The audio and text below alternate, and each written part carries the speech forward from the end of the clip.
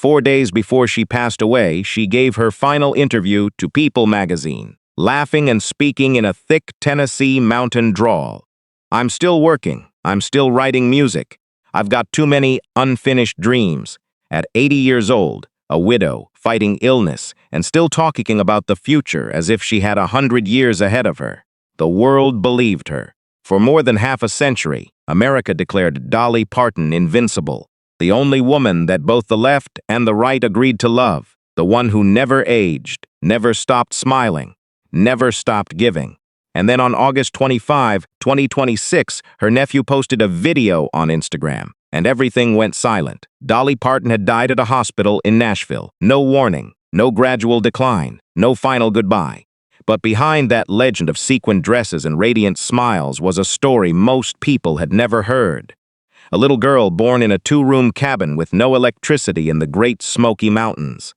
Daughter of a man who worked himself to the bone from dawn to dusk, but never read a single line in his life because he was illiterate.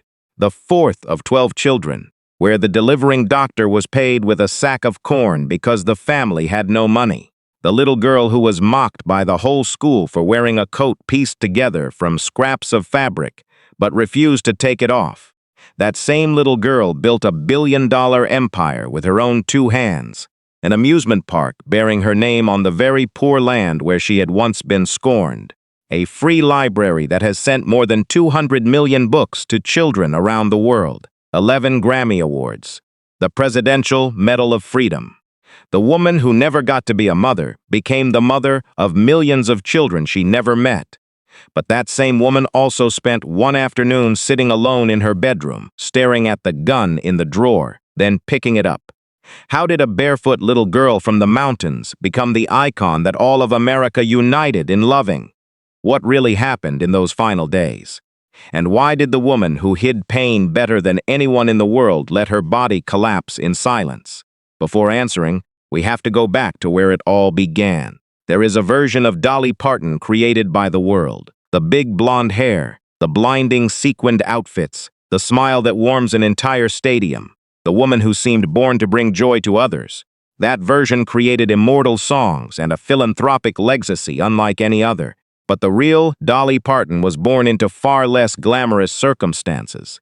Long before Nashville, before the Grammys, before Dollywood, before the whole world knew her name, there was a skinny little girl standing barefoot on the cold dirt floor in Locust Ridge, Sevier County, in the Great Smoky Mountains of Tennessee.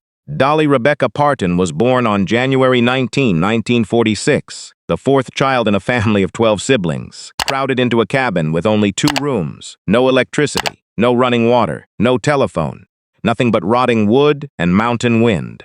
The delivering doctor, Robert F. Thomas, was paid with a sack of corn because the Parton family had no money, had never had money, and in their world, money was something other people owned. Her father, Robert Lee Parton, was a farmer and construction worker, a man who woke before dawn and returned after sunset, hands calloused, back bent from labor, but who never in his life read a single line, never wrote his own name, never read a road sign. He was illiterate, and in the Appalachian Mountains in the mid-20th century, illiteracy was not the exception. It was a curse passed down from generation to generation, quiet as the dust that settled on every dream that never got the chance to sprout. Decades later, when Dolly had become America's biggest star, she spoke of her father in a voice that was both proud and pained. "He was the smartest man I ever knew, but he couldn't read my name on the album cover." That pain would follow her all her life, and one day it would turn into the largest children's library in history. But that was still far away. Her mother, Avie Lee Owens, was the one who brought melody into the house. Every night, when the 12 children lay crowded on shared beds, 3 or 4 to a bed, she sat by the fire and sang the old Appalachian folk songs. Melodies passed down through generations, with no one remembering their origin. And the cold cabin suddenly had a heartbeat. There was no bathroom. The 12 children bathed in the river. In winter, when the temperature dropped below 0, the only warmth they knew was each other's body heat under thin blankets. Dolly told how when one of them wet the bed at night, the whole bunch considered it a comfort because at least it was warm. She told that not to shock, but so the world would understand that where she came from, poverty was not an adjective. Poverty was the air, the thing everyone breathed every day without needing to name it. But in the midst of that bone-deep poverty, there was a story Dolly would tell again and again for 60 years, until it became a song, became a movie, became a metaphor for her entire life. One day, Mother A.V. Lee took scraps of fabric, leftover pieces from old clothes people had given, and sat sewing by hand stitch by stitch into a little coat for Dolly. The patchwork coat of many colors, no two pieces alike, looking like something the rich would throw away without a second glance. But Mother said the coat was sewn with love, and therefore it was more precious than any coat bought with money. Dolly believed her mother. She wore the coat to school. The kids laughed. They pointed at every patch on her body, calling her rag, poor white trash, and little Dolly stood in the schoolyard, surrounded by laughter, feeling for the first time in her life the weight of contempt pressing down on the shoulders of a child not yet big enough to understand why she was hated. But she did not take the coat off. She wore it home and wore it again the next day. She refused to be ashamed of what her mother had sewn with love. And that very moment, in the schoolyard, amid the laughter, wrote the formula for Dolly Parton's entire life. Take what the world considers cheap and turn it into the most precious thing. She would do that with music, with her appearance, with Dollywood, with pain, with death itself. But in 1955, before any of that happened, there was another loss waiting. Mother A.V. Lee gave birth to another baby boy named Larry. Dolly was 9 then, and when her mother placed the baby in her arms, she treated Larry like the real doll that poor children never had the money to buy. She carried him, rocked him, loved him with the pure love of a child who did not yet know the world could take away what it had just given. 4 days later, Larry died. The cabin fell silent. 12 siblings minus 1. Dolly did not talk much about the days that followed, but decades later, when doctors told her she would never have children, the little girl who had held baby Larry for 4 days was still standing somewhere inside her, still holding the child who was gone, still asking why. Music came to Dolly the way breath comes to the lungs, so naturally that no one remembered when it began. She sang in church from the age of 5 or 6.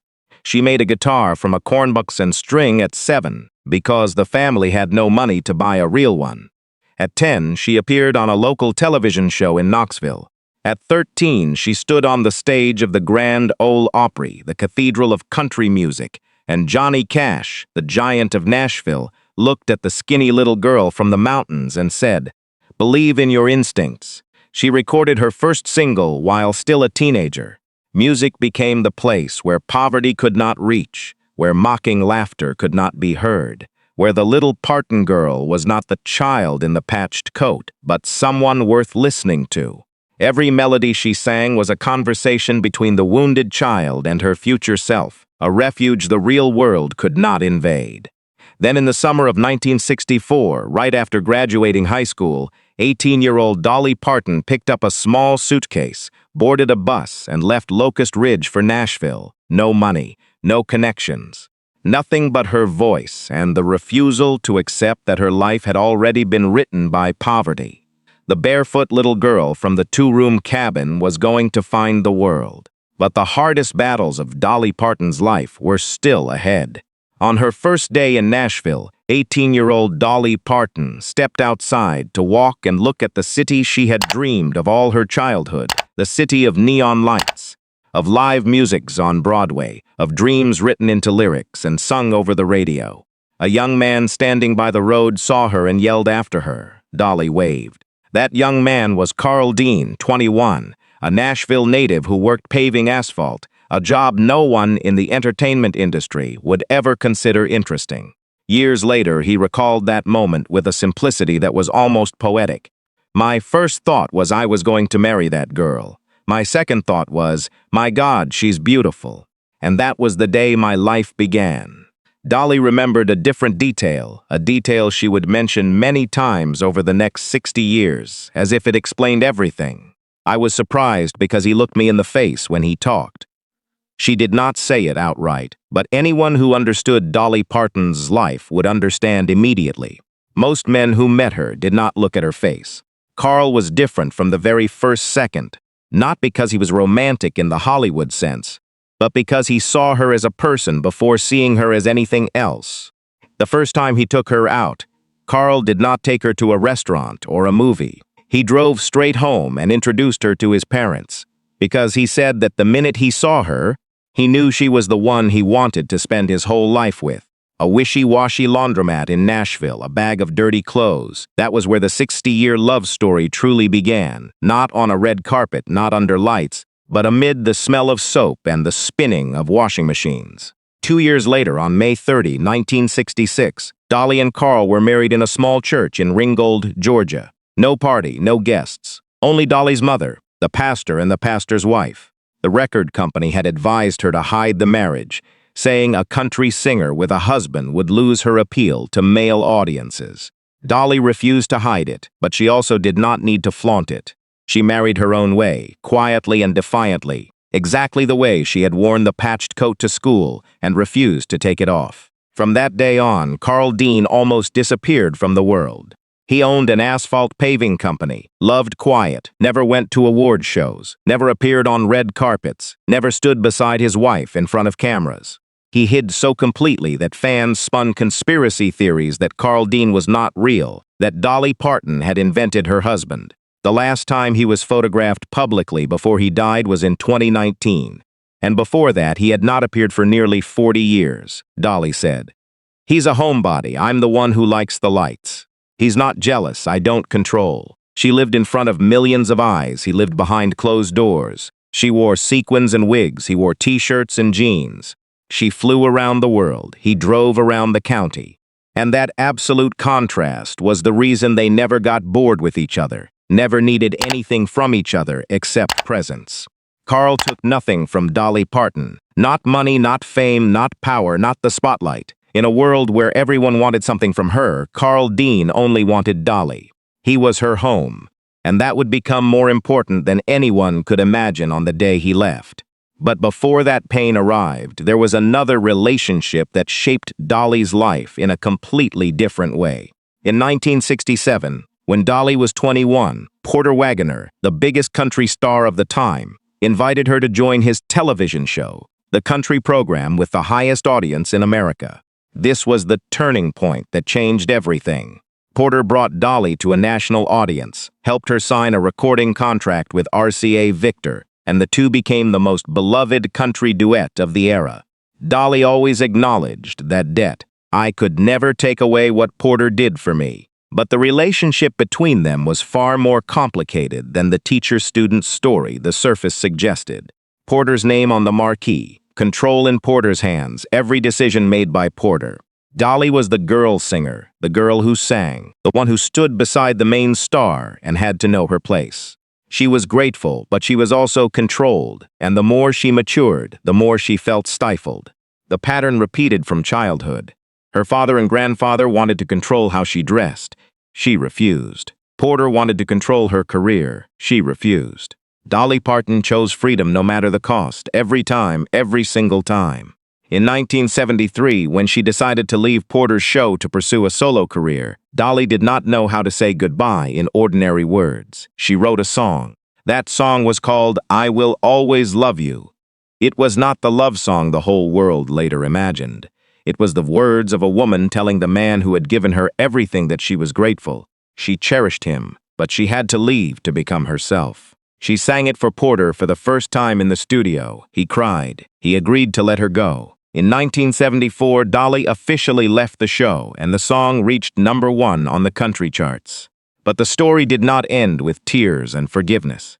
5 years later, in 1979, Porter Wagoner sued Dolly Parton for $3 million for breach of contract, claiming she owed him a percentage of her income and that her departure had forced him to cancel tours. The man who had cried when he heard her goodbye song now demanded she pay in money. The lawsuit dragged on and was finally settled out of court. The two did not speak for many years. But Dolly never badmouthed Porter, not once in more than 3 decades. There was a lot between us. We had real pain, but I wouldn't be here without him. In 2007, they reconciled. Dolly stood on the Grand Ole Opry stage celebrating Porter's 50th anniversary as an Opry member. The two people who had loved each other and hated each other and sued each other stood side by side for the last time under the stage lights both called home. 5 months later, Porter Wagoner died of lung cancer. Dolly was at his bedside 2 hours before he took his last breath. After everything, after the lawsuit, after years of silence, after the pain they had caused each other, she was there. She was always there when the people she loved needed her most. And the song she had written in the tears of parting. In 1992, Whitney Houston recorded I Will Always Love You for the soundtrack of The Bodyguard, turning it into one of the best-selling recordings in music history. The best-selling song of all time by a female artist. And Dolly Parton, who retained full songwriting rights, earned millions of dollars from her own pain. That was Dolly, turning separation into art, turning tears into gold, turning pain into the most beautiful thing she owned. Exactly like the little girl long ago who turned the patched coat into the most precious thing in her life.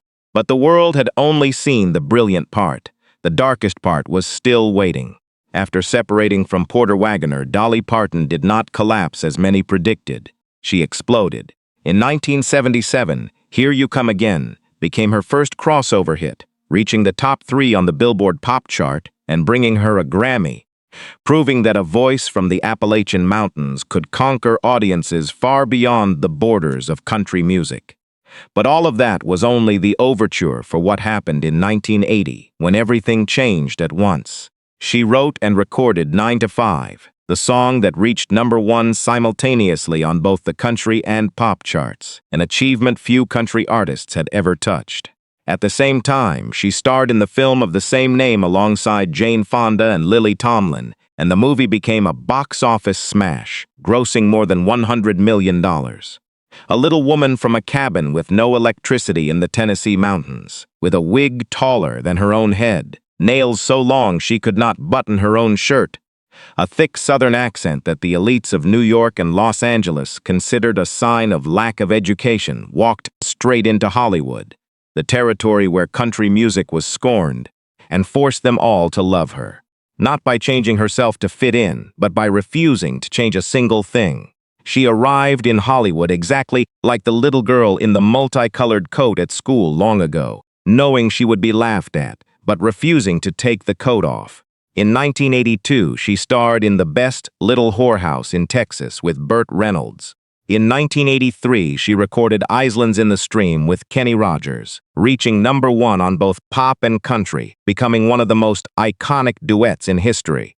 In 1989, Steel Magnolias was critically acclaimed and proved that Dolly could not only sing but also truly act. Dolly Parton was no longer a country star. She was a star, no adjective needed. But what set Dolly apart from every other entertainment star in the world was not the number of songs or films. It was what she did with the money and fame when no one asked her to do anything at all. In 1986, she opened Dollywood, the amusement park in Pigeon Forge, Tennessee, right in the poor land where she had grown up, where her family had once been mocked, where the little girl in the patched coat had been called poor white trash. This was not just a business project. This was an act of redemption. She brought money and jobs to the very people, the very families, the very land that had once had nothing to give her but cold and hunger. Thousands of people in the Smoky Mountains had jobs because of Dollywood. Millions of tourists every year poured into the land that the outside world had previously barely known.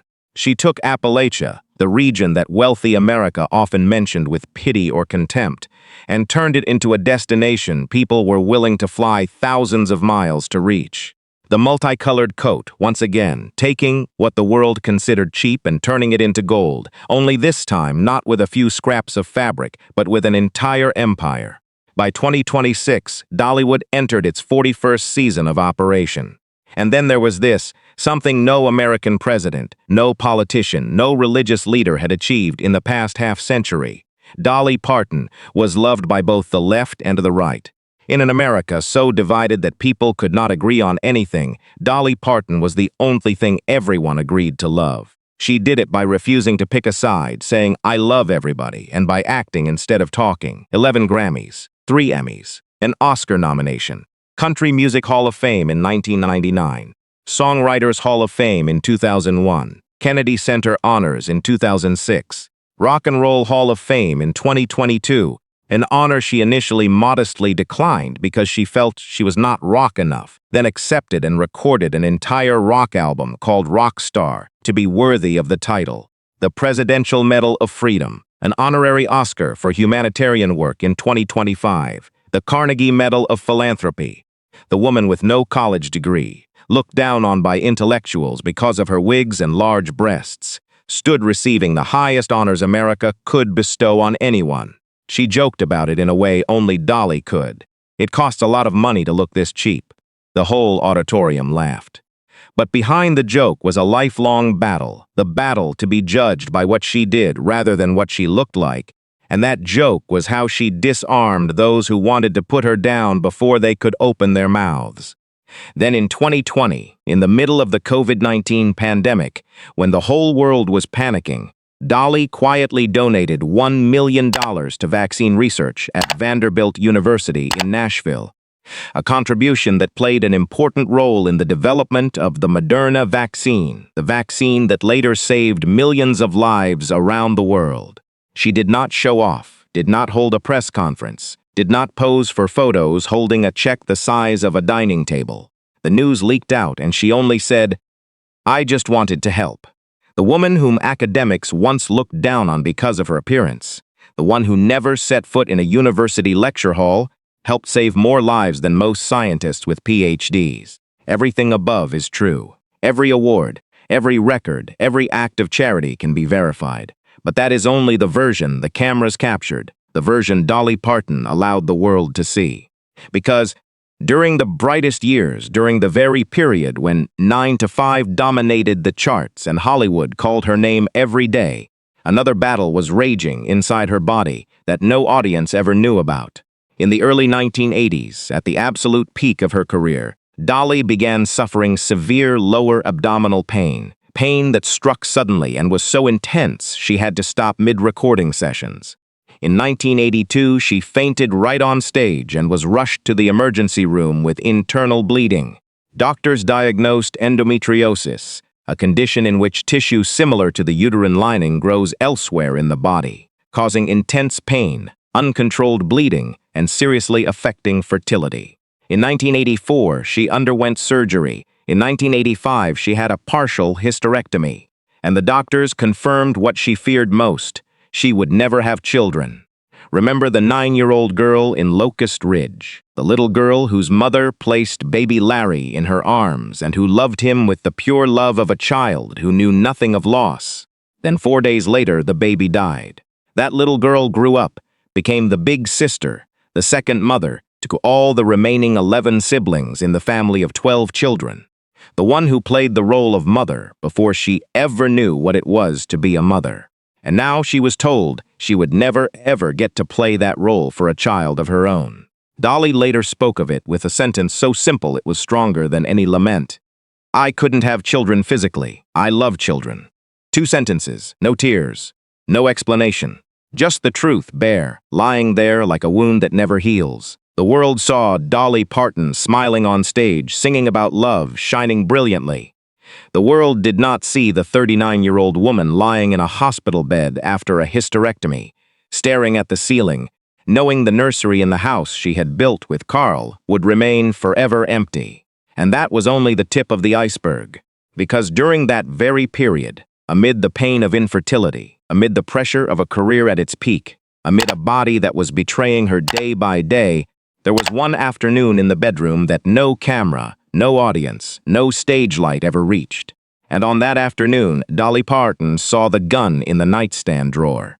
Dolly Parton recounted that afternoon many years later, in a voice so calm it was frightening, because her calm was always the shield she raised when the world got too close to the wound.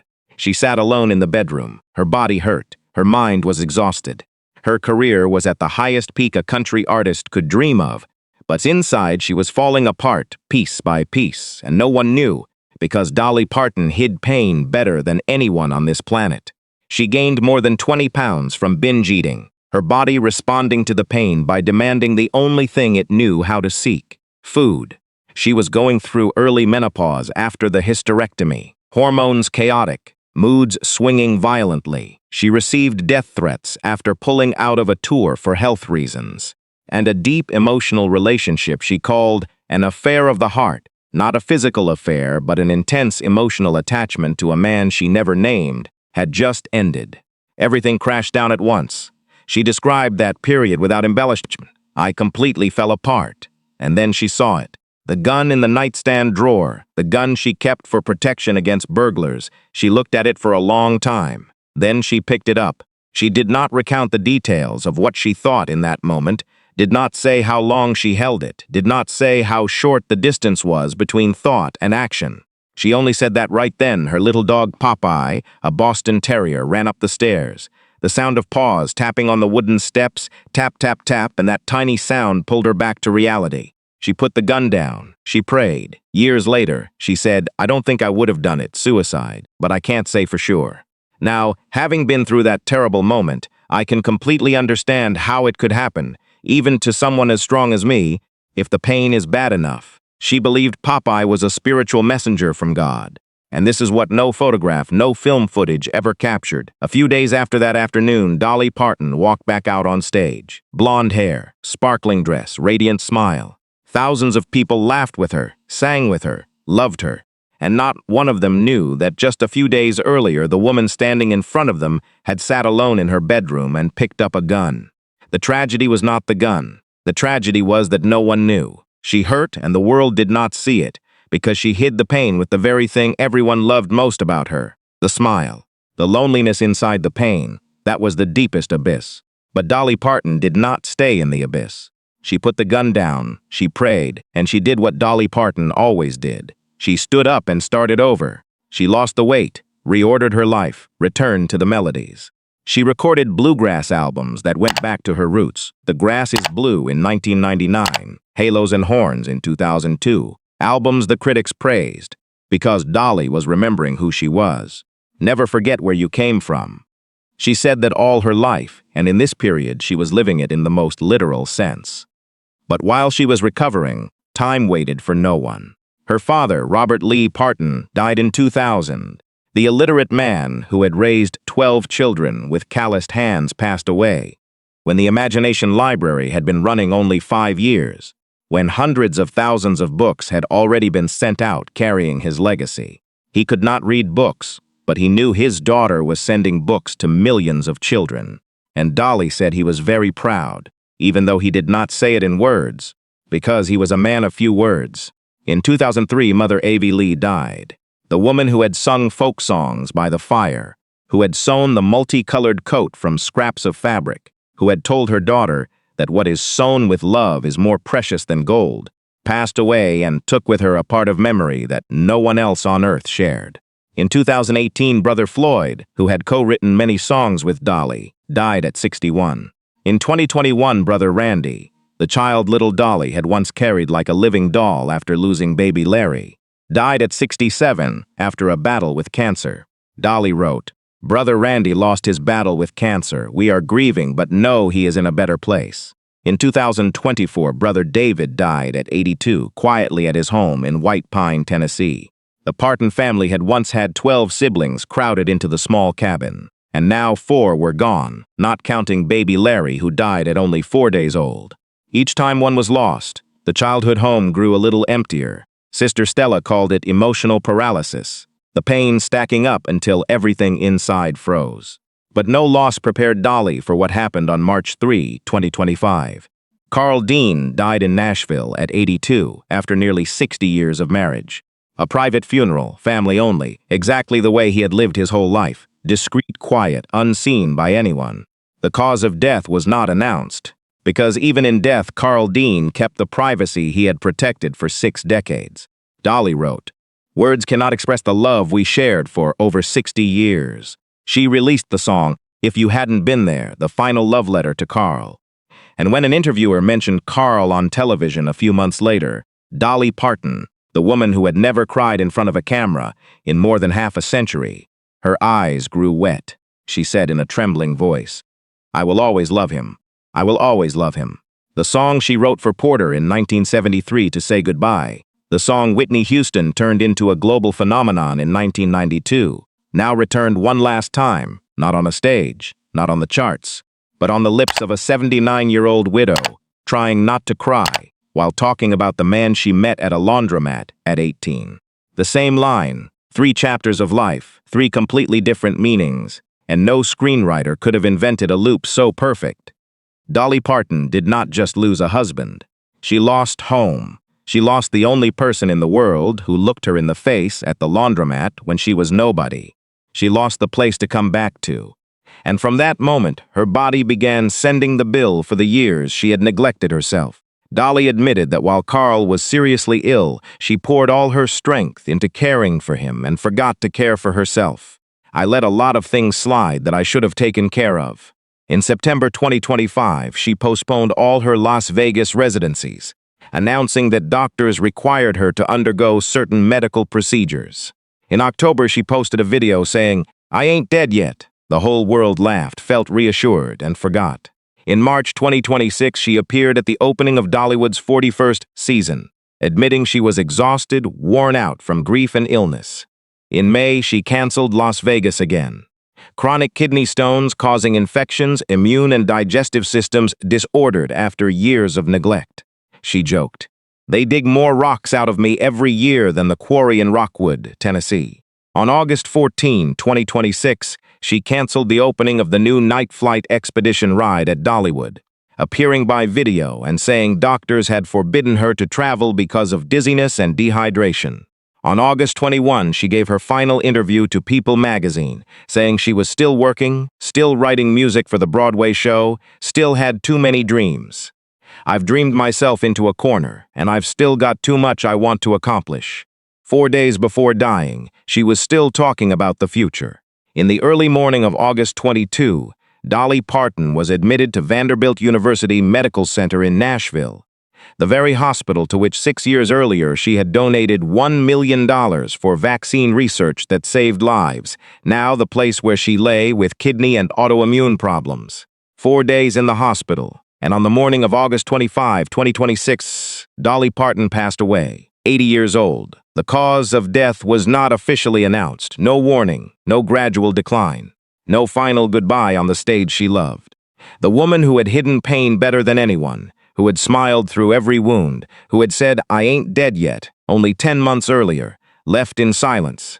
In the city she first set foot in at 18 with a suitcase and a dream. Nashville was where she met Carl. Nashville was where Carl left, and Nashville was where Dolly followed him home. A few hours after Dolly Parton took her last breath, Brian Seaver, her nephew, son of Cassie Parton, who had served as Dolly's head of security for more than 2 decades, inheriting the role from his father Larry Seaver before him, appeared on camera and posted a video on Instagram. His face held the calm that only those who had prepared for this moment long in advance could maintain, because this was what Dolly had asked him to do years earlier, before he truly understood that this day would come. He said, "I am Brian Seaver, speaking on behalf of the Parton and Owens families today to announce the passing of my aunt Dolly Rebecca Parton Dean." Then he added, in a voice where pride and pain were twisted together inseparably, "Dolly was a farmer, just like her daddy. Her daddy planted crops in the ground, and she planted songs and happiness. She told me she wanted to rest on a soft cotton bed because after a lifetime of carrying those heavy rhinestone outfits, she finally deserved to be comfortable and rest." According to Dolly's wishes, the funeral was private, immediate family only, no cameras, no television, no reporters, exactly the way Carl Dean had lived and died, discreet, quiet, only those who truly belonged to each other. Instead of flowers, the family asked people to donate to the Imagination Library, because even in death, Dolly Parton was still giving. The outside world could not stay silent for long. President Donald Trump ordered flags flown at half-staff nationwide for 1 week in memory of Dolly Parton, an honor rarely given to someone who was not a politician or a service member, but no one objected, because in an America divided to the bone, Dolly Parton was still the only thing everyone agreed to love. Even after she was gone, Casey Musgraves wrote on social media, "The world is a whole lot less sparkly," then added, "So glad she's with Carl Dean now." Don't nobody talk to me today. Lily Tomlin, co-star in 9 to 5 more than 4 decades earlier, posted a black and white photo of the two of them and wrote only 2 words, no words. Trace Adkins, the deepest bass voice in Nashville, wrote, "Dolly, I will always love you." George Strait, the king of country music, wrote, "You have touched so many people all over the world. We will miss you." Congresswoman Diana Harshbarger, representing the very Sevier County where Dolly was born, where the barefoot little girl had once been mocked for her patched coat, said, "No matter how big her star got, she never stopped being one of us." Kristen Chenoweth, whom Dolly had once said would be the ideal person to play her on the Broadway stage, wrote, "My greatest inspiration. The world has lost one of the best." And Jamie Lee Curtis kept the simplest remembrance of all. "Thank you, Dolly, for everything." Millions of ordinary people, not stars, not politicians, poured on to Dolly's personal page to write the lines they never thought they would have to write. Veterans who had watched 9 to 5 on small TVs in barracks far from home. Preschool teachers who had read imagination library books to their students. Little girls who had once looked at Dolly Parton on television and for the first time believed that a poor girl also had the right to dream. They were not crying because they lost a star. They were crying because they lost someone they believed was real. And she was real. That is what all of them got right. In an age when every public image is a product of PR teams and brand strategy, Dolly Parton was the one everyone who met her said the same thing about. She's exactly like what you see on TV. But now we know that statement is only half true. She truly was the cheerful, generous, warm person everyone saw. But she was also the woman who picked up a gun in her bedroom. The woman who never got to be a mother. The woman who lost her husband and then lost herself. She gave everything away, but no one ever stopped to ask what she still had left. And perhaps that is why she founded the Imagination Library. Not charity in the sense the world usually understands, but a letter to her father, Robert Lee Parton, the illiterate man from Locust Ridge. Every book that reached a child's hands was a promise that what her father had endured would not be repeated. More than 200 million books have been sent to children in the United States, Canada, the United Kingdom, Ireland, Australia. The little girl who grew up in a cabin without a single book created the largest free children's library in world history, and she had no children. She never got to place a book in the hands of a child of her own, so she placed books in the hands of everyone else's children. She spoke of it once, in a gentle voice, without resentment, without self-pity. "I think maybe the Lord didn't want me to have children so that all children could be mine." The little girl who held baby Larry for 4 days and then lost him, the woman the doctors told would never have children, finally became Auntie Dolly to millions of children she never met. The loop closed, not with perfect healing, but by turning the wound into a gift. And even after she was gone, what she built still stood. Dollywood entered its 41st season with millions of visitors. The Life of Many Colors Museum, named after the coat her mother sewed from scraps 70 years earlier, was under construction in Nashville. Because Dolly Parton had turned the mocked coat into the name of a museum, and if that is not the perfect proof of her entire life, then nothing is. The Broadway musical Dolly, a true original musical, was still scheduled to open in the winter of 2026. Her story would be told on the stage she had dreamed of since she stood barefoot singing on the church floor in Locust Ridge. The Imagination Library continued sending books every day because Dolly Parton's legacy did not depend on whether she was still alive. It had grown larger than her long ago, just as I Will Always Love You grew larger than the studio where she wrote it, just as the multicolored coat grew larger than the hands of the mother who sewed it. Dolly Rebecca Parton Dean, born January 19, 1946 in Locust Ridge, Tennessee, died August 25, 2026 in Nashville, Tennessee, 80 years old. Singer, songwriter, actress, entrepreneur, giver, widow, barefoot little girl from a 2-room cabin with no electricity. The woman who never got to be a mother, but became the mother of millions of children she never met. The legend is not the voice, not the blonde hair, not the smile. The legend is the little girl who had every reason to give up, every reason to resent, every reason to keep for herself, but chose to turn every wound into a gift for others, scrap by scrap, until the patched coat became the most beautiful thing the world ever got to wear. If this story touched you, if it reminded you of someone who gave without ever asking in return, share your favorite memory of Dolly in the comments below. Subscribe to the channel and hit the notification bell so you don't miss the next stories, because those who changed the world deserve to be remembered by more than one headline. Thank you for staying until the final minute. See you again.